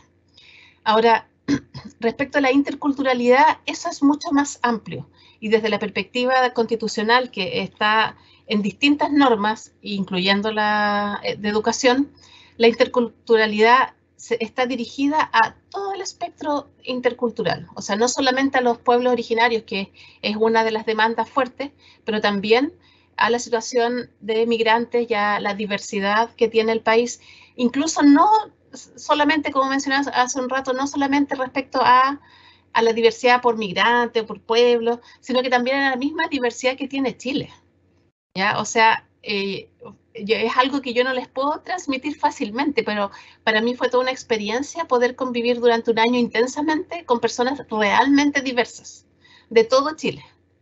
Desde que Cristina Dorador andaba con chaqueta, los días que yo andaba con polera manga corta, o sea, y eso es porque entre Antofagasta y Araucanía y Temuco hay una diferencia climática tal que ha impactado en nuestra percepción del clima, ¿ya? Entonces, esa diversidad está presente también entre todos los que nos llamamos chilenos no de algún pueblo, ¿ya? Entonces, eso sí por un lado lo vivimos y nos impactó a todos en la convención, o sea, yo estoy segura que los 154 fuimos cambiados y transformados producto de la diversidad que tuvimos, pero también quedó plasmado en las distintas normas, o sea, siempre que hablamos de interculturalidad lo estamos hablando en un aspecto general, ¿ya? En todas las normas que aparecen, de hecho los invito a que usen el buscador dentro de la propuesta de nueva constitución y pongan intercultural y ven en todas las normas que aparece la palabra, ¿ya? O cultura, porque ahí vemos que apunta al amplio sentido y eso incluye también a las personas migrantes. Y aquí vuelvo a decir, por desgracia, hay un grupo de chilenos que sí discrimina a los migrantes y que sí considera que no deberían estar en este país. Y eso dificultó que la palabra migrante quedara más presente en el texto de nueva constitución. Si buscan migrantes van a encontrar una sola referencia, que es la norma que les leí recién. Pero intercultural está mucho más presente y se abarca a todos los aspectos. Muchas gracias. Ahí también es tan importante esta mirada o esta necesidad de la sensibilización que se hacía referencia cuando igual preguntaban en relación a cómo aterrizar, a cómo poder desarrollar esta interculturalidad. Dejamos entonces a la profesora Rosa Marianela. Sí. Ahí. Voy a repetir la pregunta, porque son muchas. Vamos de a una, ¿tú me la repites? Sí, bueno, para hacer referencia a todas las preguntas o las temáticas tratadas, pero específicamente se te preguntaba acerca de la experiencia de trabajo en aulas intercultural sin que la institución se denomine intercultural y si eso o esa experiencia podría ser proyectado o copiado en otras instituciones. También es muy pertinente el hecho de cuáles son las demandas o carencias que tú proyectas a partir de tu ejercicio docente en la formación inicial docente y cuáles serían las características que debiera tener un profesor que vaya a trabajar y a desarrollar competencias interculturales en sus estudiantes. Creo que eso más o menos resume lo que más apunta hacia la docencia. Mira. Hay mucho que decir, ¿ya? Bueno, les saludo nuevamente. Voy a tratar de precisar, porque yo creo que en nuestra experiencia como Liceo de Hombres, que sin duda aparte como Liceo de Hombres, hay una historia desde 1888, va pasando por procesos, ¿cierto? Mario de Silva y todo lo que significa la historia del liceo en el cual yo me desempeño desde hace 12 años prácticamente, es el escenario Antofagasta del norte de Chile. Nosotros partimos con una cantidad de migrantes mucho menos, fuimos subiendo hasta 72%, con un 67% de vulnerabilidad social, pero que más o menos para que puedan graficar los que están escuchando por las redes y los que están acá, se trata de 2 chilenos por curso, el resto de 35, qué sé yo, todos migrantes, por decir 2 o 3 chilenos más o menos. No sé si se imaginan el ideario social del cual estoy hablando, y en eso quiero contextualizar con el concepto del lenguaje, porque de pronto un estudiante puede decir chucha, y probablemente la palabra le pueda significar a un chileno un garabato y a un colombiano que la axila está sucia, entonces, o sale a un estudiante y el estudiante en una ocasión se me desmayó casi, me dijo, profesora, se insulta y se le dice, sale a los perros, yo no soy un perro, ¿por qué me está tratando como perro? Entonces, hay todo un tema de la decodificación y de la codificación del lenguaje que tenemos que considerar al hablar con ellos, como también lo último, no quiero ser grosera con esto, pero hay un sector que se llama timba en Antofagasta y que si a un estudiante se le dice cable de timba, es un insulto horrible. No voy a decir, por favor, pero es horrible. Entonces, hay un juego de palabras muy complejo, nosotros nos olvidamos que estamos en ese contexto, y si le sumas a esto, no sé quién me hizo la pregunta, que por el norte, el tema del RUT 100, nosotros como liceo tenemos un resultado de la prueba día pésimo, bajo. Imagínense, venimos, y esa es un poco la respuesta a lo que decía la expositora sobre la Constitución y todo, que tiene que ver con estas pruebas de medición estandarizadas, el CINCE, PSU, DIA, bueno, ahora PAES, vamos a ver cómo nos va ahí. ¿Y qué pasa con eso? De hecho, la PAES tiene ahora un elemento que indica, un espacio que indica que el estudiante que tiene síndrome de Asperger puede pedir un espacio más de tiempo, cosa que no estaba antes. Entre medios, tengo 2 hijos Asperger. Entonces, conozco el universo, que también es parte de esa universidad. Entonces, ¿qué pasa con ese RUT 100? El RUT 100 en mi liceo es 0 pesos, es nada. Porque como están indocumentados y son padres con carencias, con analfabetismo digital, no saben manejar una página web, un mensaje, menos van a poder trabajar con los estudiantes. Tengo estudiantes que aunque están en un liceo en pleno centro de Antofagasta, en pleno centro, no sabían que el Google Drive estaba dentro y que había un archivo al cual se podían ingresar. Entonces, ¿cómo vamos a hacer? ¿Cómo vamos a cerrar los ojos ante un COVID que nos tuvo 2 años en pandemia? ¿Cómo vamos a pensar que no tenemos que seguir con el contenido curricular porque los niños se están viendo a la unidad tanto? Si estos chicos están 2 años descendidos, estudiantes de octavo que tienen habilidades de quinto. ¿Qué pasa? ¿Dónde está? No sé, entonces cuando preguntaba el profesor respecto de, bueno, primero mi experiencia, esa es mi experiencia día a día. Y no quiero sonar dramática, pero estudiantes que están con hambre en el aula. Y que de pronto, yo creo que les pasa a todos ustedes que están trabajando un anda con chocolate, con dulces, porque profe, que yo no comí, porque la comida se la dejé a mi hermanito, y que viven en toma, entonces eso pasa diariamente. Estudiantes también que están con un proceso de trans, que no son respetados muchas veces en cuanto al tema de cómo tiene que ser el trate. Es un universo muy grande, no podemos meter todo en un saco. Entonces, por ese lado hay que contextualizar. Un profesor preguntó, contextualizar al estudiante que está estudiando. La realidad es otra. Nosotros, los que hemos partido en aula, nos hemos pegado cabezazos, nos hemos levantado, y quizás ahora yo estoy entendiendo, yo no quiero deprimir a nadie, pero tal vez ahora yo estoy entendiendo lo que es el aula. Entonces, no quiero deprimir a nadie, pero que hay que contextualizar, llevar a los estudiantes antes al liceo, no al tercer año, cuarto año. En mi época, en 1996, fue el cuarto año, imagínense, el cuarto año llego al liceo.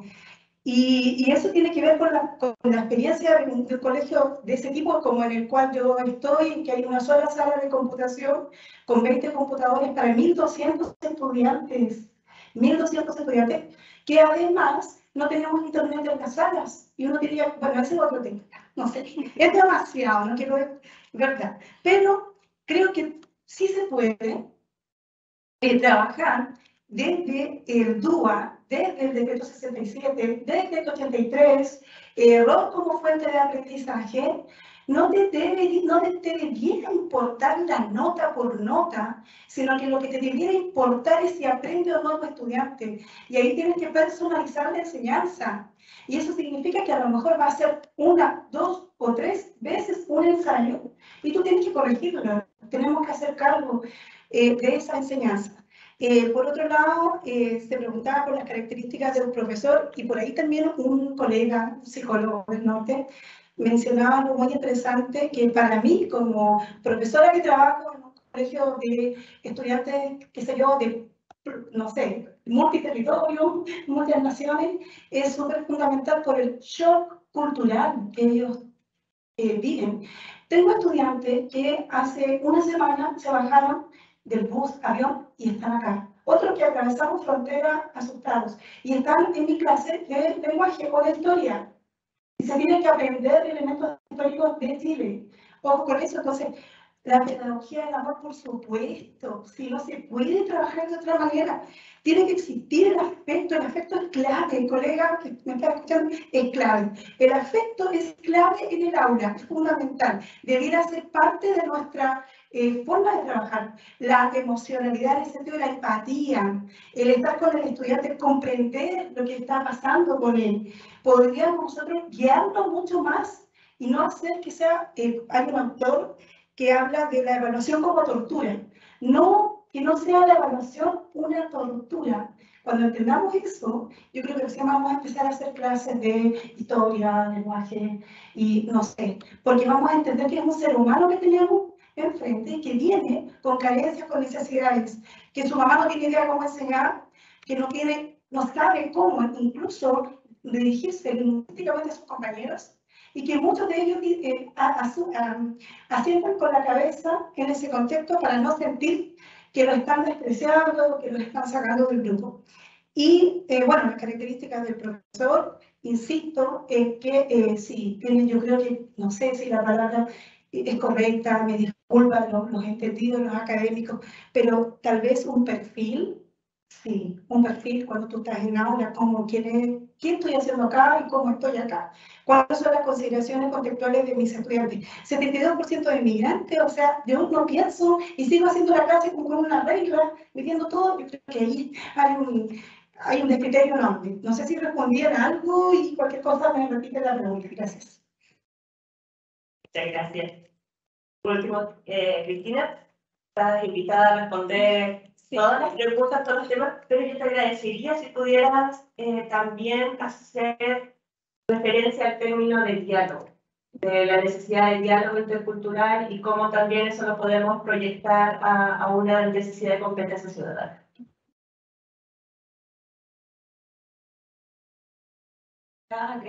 Era justo lo que tenía preparado. Sí, luego voy a hacer algunos comentarios que, no, en serio, yo justo apuntando hacia eso, porque me parece que hay una reflexión de base acá para tratar el tema de la interculturalidad y de la plurinacionalidad desde el punto de vista de pueblos originarios y de migraciones, y es que primero hay una imposibilidad de vivir fuera, después vivir fuera del capitalismo, de vivir fuera del patriarcado y vivir fuera de una sociedad racializada. O sea, acá todas y todos tenemos un cuerpo racializado, ya sea que tiende hacia la blanquitud o hacia el oscurecimiento. Es decir, es un criterio posicional. Yo en este lugar puedo ser más blanca, pero en otra posición, en otro territorio, puedo ser más oscura. Por lo tanto, mi cuerpo siempre está racializado. También como mi cuerpo está marcado sexogenéticamente. Entonces, en ese sentido, ahí hay una responsabilidad que tenemos que asumir todas y todos respecto de lo intercultural y de lo plurinacional. ¿Qué quiero decir con esto? Que esa responsabilidad colectiva respecto de la interculturalidad no tiene que ver con que integremos a los nacionales colombianos y colombianas, a los nacionales mapuche chilenos o los nacionales aymara bolivianos en la cultura hegemónica. Es al revés, es la cultura que ocupa el lugar hegemónico la que tiene que desplazarse, y la palabra que usamos al principio, adaptarse, que era lo que decían los estudiantes. Los estudiantes decían, me tengo que adaptar a, el ejercicio es inverso. La propuesta de una interculturalidad crítica y para pensar en términos productivos la plurinacionalidad es que quien se tiene que adaptar o quien se tiene que desplazar y mover es quien está ocupando el lugar hegemónico. también eso en términos de género, es como exactamente lo mismo para el caso del patriarcado y es lo mismo para el caso de las culturas y de la racialización de nuestros cuerpos. Entonces, no es que tenemos que institucionalmente tomar medidas, desarrollar políticas para integrar a los pueblos originarios o para integrar a las y los nacionales no chilenos, sino que tenemos que desarrollar políticas públicas y desarrollar prácticas de aula y prácticas cotidianas para nosotros y nosotras movernos desde nuestros lugares de privilegio, y eso implica que tenemos que reconocer cuáles son esos lugares de privilegio que tenemos, y ahí lo voy a...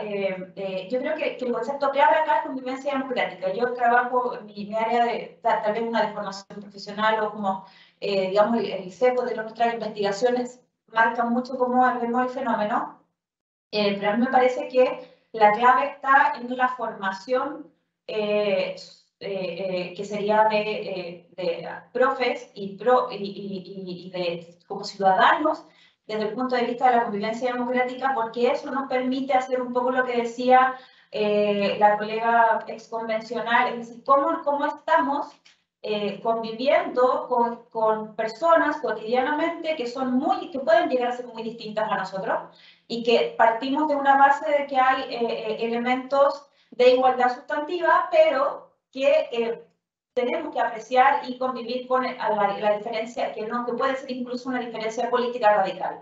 Y eso es la esencia de la democracia. Entonces, por ahí va el asunto. Entonces, me parece que las competencias, hay una cierta...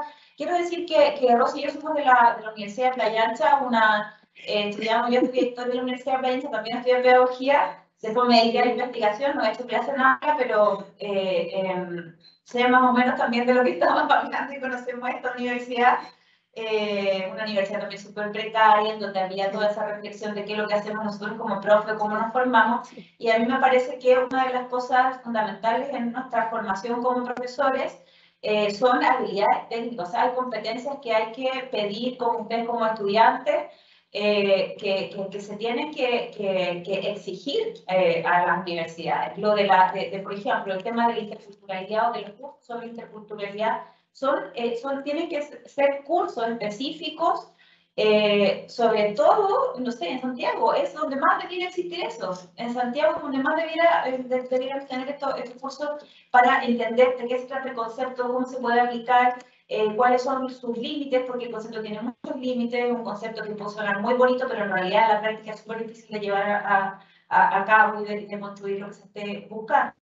Entonces, para comentar lo que decía Sara respecto y comentaba también de entender la plurinacionalidad solo respecto a los pueblos originarios, y lo que decía también la convencional, efectivamente lo que aparece en la Constitución, en la propuesta de Constitución, se refiere a naciones. Se reconoce la existencia de naciones dentro de este Estado unitario, que sería el Estado chileno, ¿sí? Eso es como el rayado de cancha. Pero el concepto de plurinacionalidad es un poco más amplio, se puede estirar un poco más en términos de discusiones políticas. Porque si la Constitución nos entregó un marco normativo, que además es el marco general, y después todo lo demás de cómo lo vamos a bajar a la realidad, eso es materia de ley y por lo tanto esto está todo por hacer, ¿sí? Esto es nuestro marco general, todo lo demás está por hacer, y después de lo que es materia de ley, después viene todo el desarrollo de políticas públicas, que es otra dimensión, hasta que llegue al aula, por ejemplo. Entonces, en realidad, a mí me parece que estas competencias deberían ser fundamentales en la formación docente, que tienen que ver con competencias políticas, tienen que ver con la comprensión de la democracia y de la convivencia democrática, y ahí sí es posible entender la plurinacionalidad como la convivencia de naciones independientes del territorio, porque el concepto clave aquí está, como está reflejado en la Constitución, es decir, naciones que tienen una cultura común, que tienen un territorio, que tienen una lengua y que están dentro de lo que conocemos como el Estado nacional chileno. Pero hay comunidades, de hecho la definición más clásica de nación, la definición de Anderson, se refiere a una comunidad imaginada. ¿Qué comunidad? La comunidad imaginada es la nación, ¿sí? Entonces la comunidad imaginada te permite comprender cómo se está imaginando la comunidad venezolana inmigrante asentada o la comunidad palestina, para ver una comunidad que lleva muchas generaciones acá, porque son de principios del siglo XX, la comunidad palestina en Chile. Entonces, desde ahí me parece que hay espacio para estirar un poco el concepto de plurinacionalidad y hay también espacio para radicalizar el concepto de interculturalidad desde la lógica del diálogo, que era lo que comentaba, que es, si uno piensa por ejemplo, en la forma en que entendía la política Hannah Arendt, que es mi autora de cabecera, el diálogo es lo fundamental. O sea, la política no es nada más que el diálogo. La política es la posibilidad de hablar con un otro radicalmente distinto y radicalmente igual a la vez. Es decir, tenemos que formarnos en la posibilidad de dialogar con la diferencia y entenderla en su legitimidad como otra. Y lo último, porque creo que me pasé, es que el colega que preguntaba sobre o hablaba sobre el tema de los afectos, a mí me gusta mucho esa categoría, quizás no desde la perspectiva psicológica, sino que, aunque también estos eran psicoanalistas, en realidad hay como una relación ahí. A mí me gusta mucho el concepto de afectación, como lo usa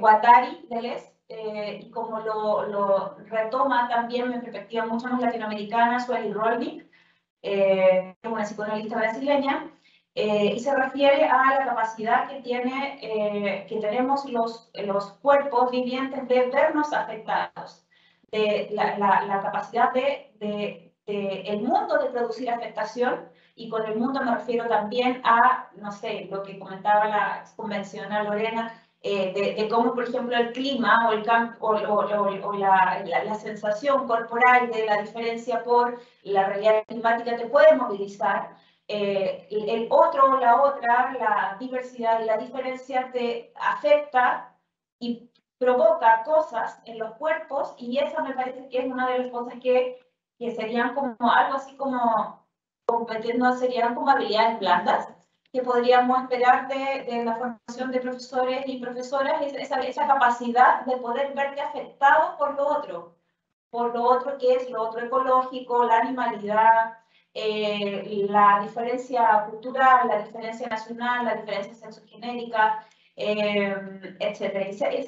Esa posibilidad de afectación es una riqueza que en realidad sí me parece que podríamos tratar todo el tiempo de intensificar y a pesar de lo doloroso que puede ser, porque si estamos muy abiertos a la afectación, también es como muy doloroso y difícil de sobrellevar, pero es fundamental para poder construir convivencia democrática. Eso. Gracias. Bueno, podríamos estar conversando mucho y sin duda el interés de este seminario y del equipo de trabajo es continuar dialogando. Por tanto, insisto en que estén atentos, nos vamos a estar invitando a poder participar en una reunión donde todos podamos discutir, dialogar. También está en construcción un libro sobre estas temáticas que da cuenta también de los dos seminarios, y asimismo esperamos estar el próximo año con otro, y que se vaya generando comunidad de diálogo y de tratar estos temas tan importantes. Quiero agradecer a Sara Joico en Iquique, a Sandra Honores en Antofagasta, a Karen Pinto en Santiago, y agradecer a la profesora Rosa Vallanela, a Cristina, a Brenda Céspedes, que también han hecho lo imposible y lo posible por venir y estar y apoyar, que les agradecemos muchísimo. Así que nos estamos encontrando y muchas gracias por su participación, personas de ustedes. Gracias. Un abrazo.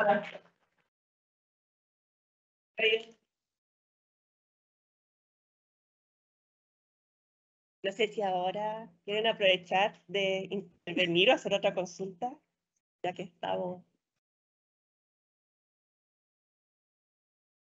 Y cualquier cosa, entonces, igual ahí con sus correos, estamos en contacto. Muchas gracias, tuvimos. Sí, gracias. Sí, porque yo estaba mirándonos atrás.